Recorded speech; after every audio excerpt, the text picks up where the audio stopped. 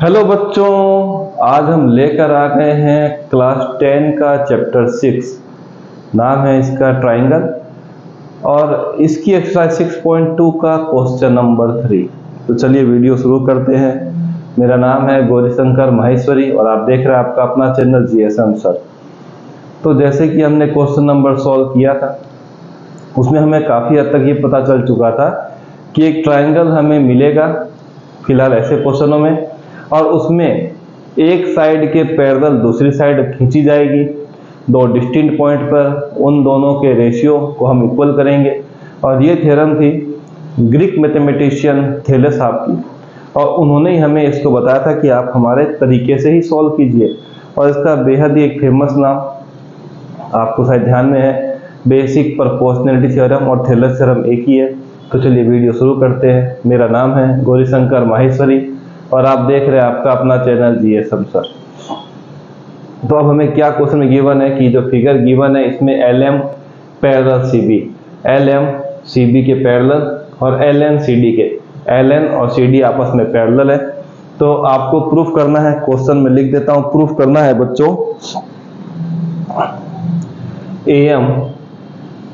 AM upon AB is equal to AN upon AD। क्या है ये, दोनों साइडों को भी देख लिया जाए। AM ये रहा, दूसरा है AB।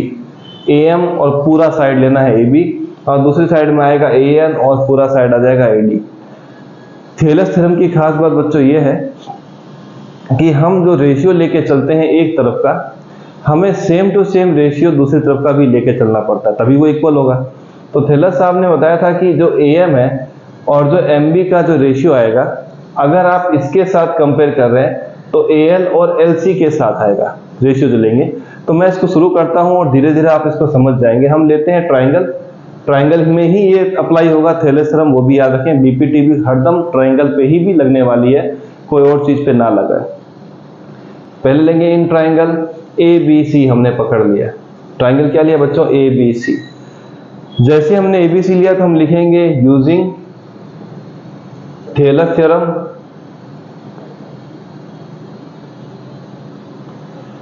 थेलेस थ्योरम में बताती है कि जो साइड पैरेलल है और उसकी वजह से जो पैरेलल बना, इसकी वजह से LM किसके पैरेलल हैं, BC के।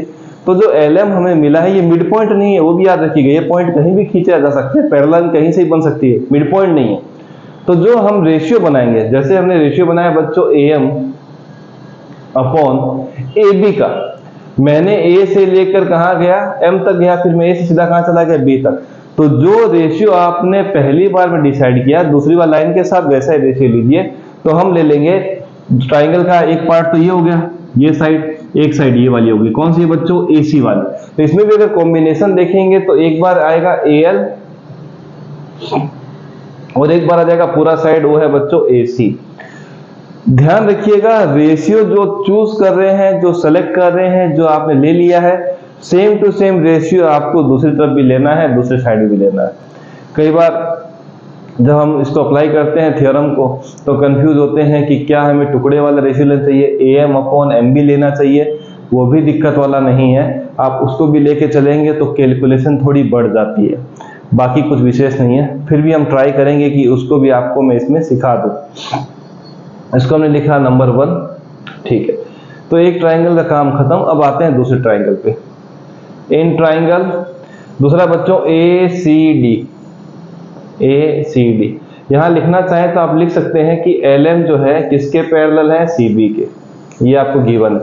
यहां भी लिख देते हैं कि जो LN है पैरेलल किसके बच्चों, CD के, ये रहा।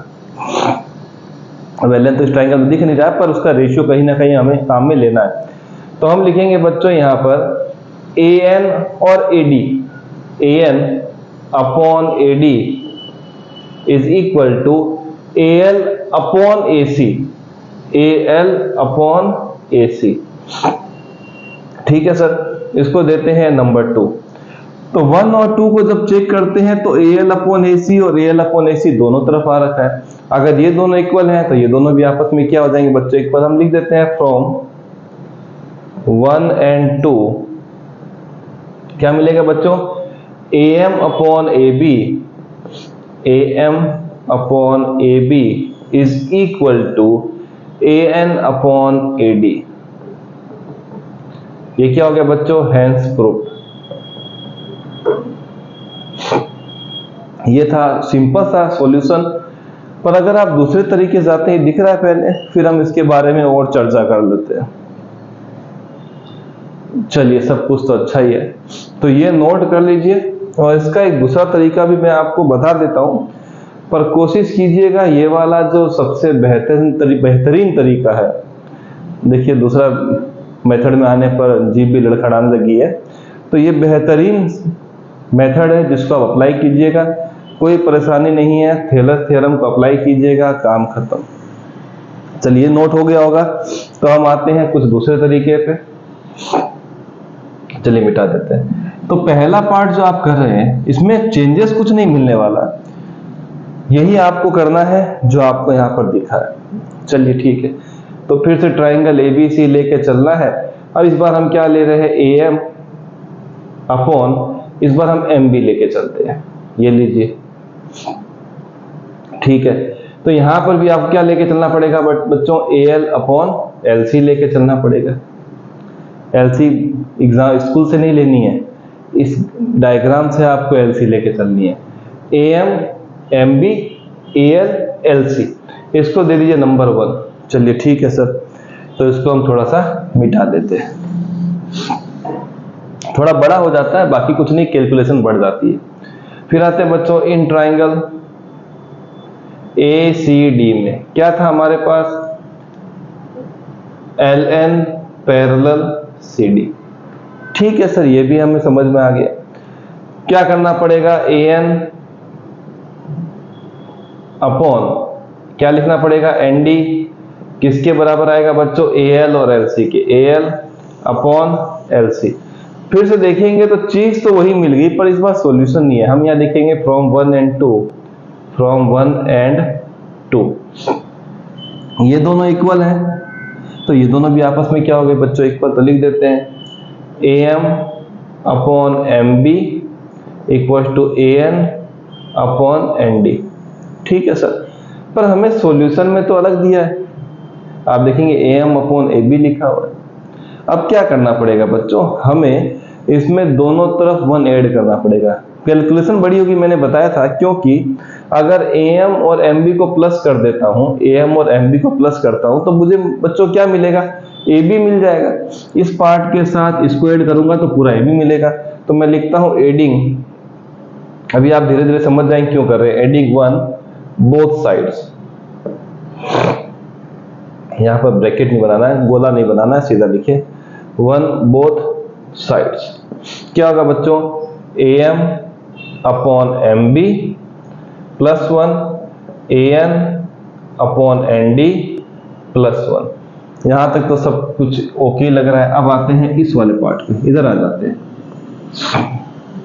मैं लिखूंगा बच्चों AM प्लस 1 है तो ये चला जाएगा, यहाँ पर एलसीएम लेने के बाद यहाँ चला जाएगा MB, क्योंकि बच्चों यहाँ पर प्लस 1 है तो नीचे आएगा।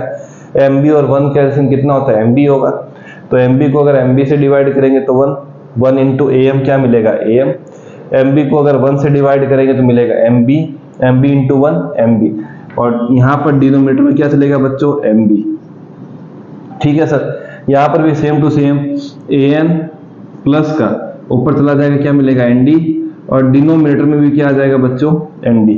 अब AM और MB, AM MB क्या मिलेगा बच्चों? पूरा AB। ये लीजिए AB आ गया। डिवाइड में क्या मिलेगा बच्चों? MB। AN ND क्या मिलेगा बच्चों? AD। डिवाइड में क्या चल रहा है बच्चों? ND। क्या हमारा आंसर अभी भी आया है? AB अपॉन MB उल्टा मिला है, AD अपॉन ND ये भी उल्टा मिला है। बस हमें करना है उसको रेसिप्रोकल, और सीधा लिखिएगा, लिखेंगे MB upon AB is equal to ND upon AD। इसको ज्यादा कुछ नहीं करना है, लास्ट वाले स्टेप को सीधा ही और लिखें और काम खत्म करें और लिख दें प्रूव्ड। तो मैंने कहा था कि कैलकुलेशन बढ़ जाती है, जैसे यहाँ देखने को मिल रहा है, यहाँ देखने को मिल रहा है, और कैलकुलेशन क्योंकि ये चैप्टर बेसिकली स्टैंडर्ड वालों के लिए ज़्यादा परफेक्ट रहता है, तो उनके लिए तो कैलकुलेशन चुटकियों में सॉल्व हो जाती है। तो ये मेथड भी अप्लाई कर सकते हैं। और पहले वाला मेथड का तो क्या कहना। तो मिलेंगे नेक्स्ट क्वेश्चन के साथ, इन बेहतरीन क्वेश्चन के साथ। तब तक प्रैक्टिस करते रहिए।